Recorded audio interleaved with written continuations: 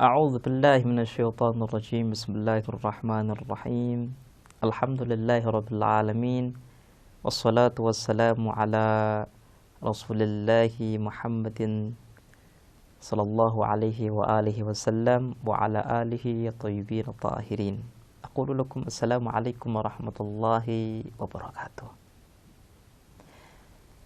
Para pemirsa yang budiman, pada kesempatan yang lalu kita telah menjelaskan bagaimana kita bisa menumbuhkan rasa cinta kepada ilmu. Pada kesempatan yang baik ini, insya Allah kita akan menjelaskan tentang peran penting yang dimiliki ilmu dalam kehidupan kita. Kalau kita kembali sejenak kepada dimensi yang dimiliki oleh manusia, maka kita akan menemukan bahwa dimensi yang ada dalam diri manusia itu berkaitan dengan pengetahuan. Artinya ada satu kelezatan yang tidak akan bisa dinikmati oleh manusia tanpa mendapatkan ilmu. Seperti yang kita jelaskan pada pembahasan-pembahasan yang lalu, bahwa dengan ilmulah kita bisa mulia di sisi Allah dan di sisi masyarakat. Tapi ingat, ilmu terkadang bisa memberikan manfaat dan juga ilmu juga bisa memberikan mudarat. Ilmu yang memberikan manfaat adalah ilmu yang diamalkan. Artinya kita memiliki ilmu dengan tujuan untuk diamalkan dalam kehidupan kita. Barulah ilmu ini akan memberikan efek yang positif dalam kehidupan kita. Tapi kalau seandainya kita hanya menghafal istilah saja, menghafal teori-teori saja, maka ilmu ini tidak akan memberikan efek kepada kita. Meskipun ilmu ini akan dilihat oleh masyarakat. Tapi yang ingin kita bahas adalah peran penting ilmu dalam kehidupan kita. Kehidupan yang bahagia, kehidupan yang suci. Saya akan awali pembahasan ini dengan sabda Nabi yang berkata, al-ilmu ra'sul khairi kullih wal jahlu ra'sul syarri kullih.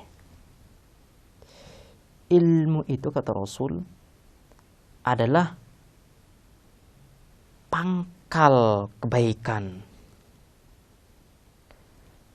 Ilmu adalah kebaikan yang sangat luar biasa, dan kebodohan adalah kesengsaraan. Kebodohan adalah kehancuran. Kalau seandainya kita ingin melihat faktor yang menyebabkan seseorang itu hancur, maka kita harus mencari pada dimensi pengetahuannya. Contoh, Fir'aun.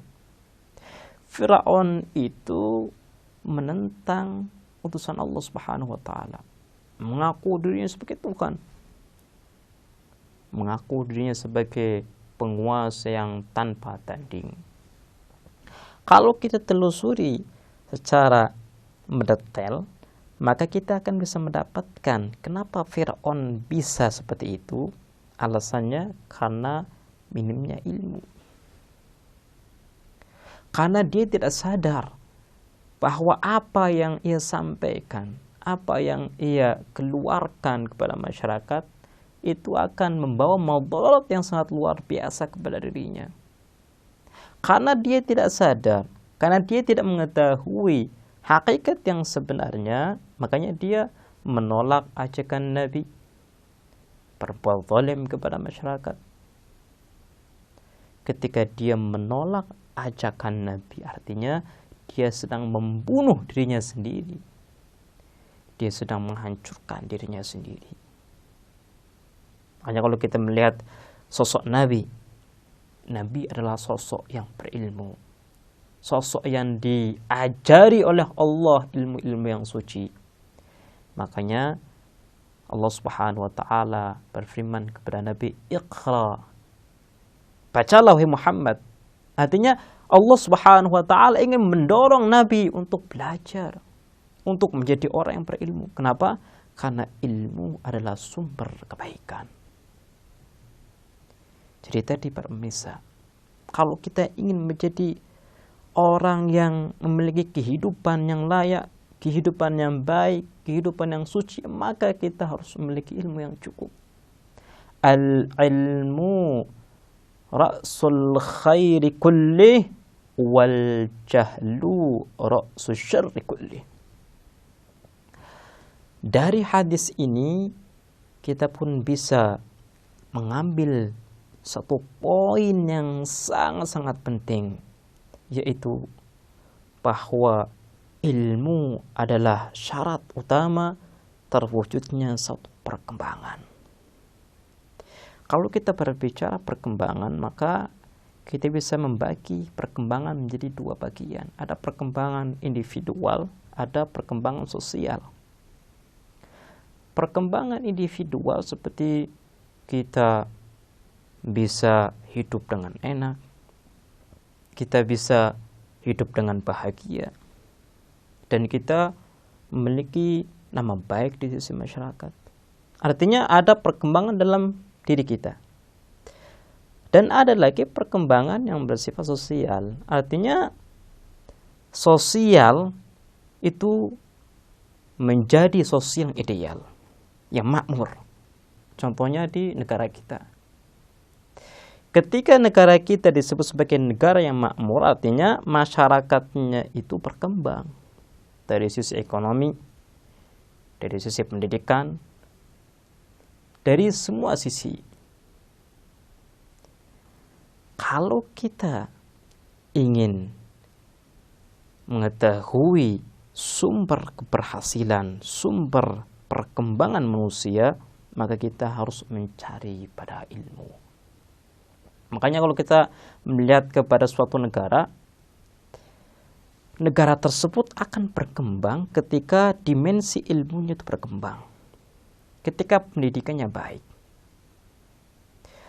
Satu negara akan runtuh, akan menjadi budak negara yang lain tatkala dari sisi keilmuan lemah, masyarakatnya tidak memiliki antusias untuk belajar ilmu, dan hasilnya satu dengan yang lainnya saling mencaci, satu dengan yang lainnya saling bermusuhan.